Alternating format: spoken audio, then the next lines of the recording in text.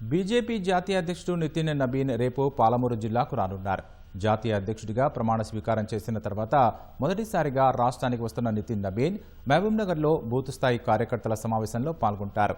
MVS కళాశాల మైదానంలో ఏర్పాటు చేయనున్న సమావేశంలో సుమారు 25,000 మంది బూత్ స్థాయి కార్యకర్తలకు జాతీయ అధ్యక్షుడు దిశానిర్దేశం చేయనున్నారు. జాతీయ అధ్యక్షుడి రాక సందర్భంగా ముఖ్య కార్యకర్తలతో సమావేశమైన రాష్ట్ర బీజేపీ అధ్యక్షుడు రామచంద్రరావు అనంతరం ఎంవీఎస్ డిగ్రీ కళాశాల మైదానంలోని సభ ఏర్పాట్లను పరిశీలించారు.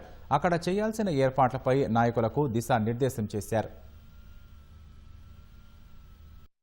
ఫిబ్రవరి 4వ తారీఖు నాడు భారతీయ జనతా పార్టీ నూతన జాతీయ అధ్యక్షుడు నితిన్ నబీన్ గారు మొట్టమొదటిసారిగా కార్యకర్తల సమావేశానికి మహబూబ్నగర్ వస్తా ఉన్నారు. బూత్ స్థాయి నుంచి కార్యకర్తలు దాదాపు 25,000 మంది జిల్లా నుంచి మేము కార్యకర్తల సమావేశం పెట్టి నితిన్ నబీన్ గారు సందేశం ఇవ్వబోతా ఉన్నారు.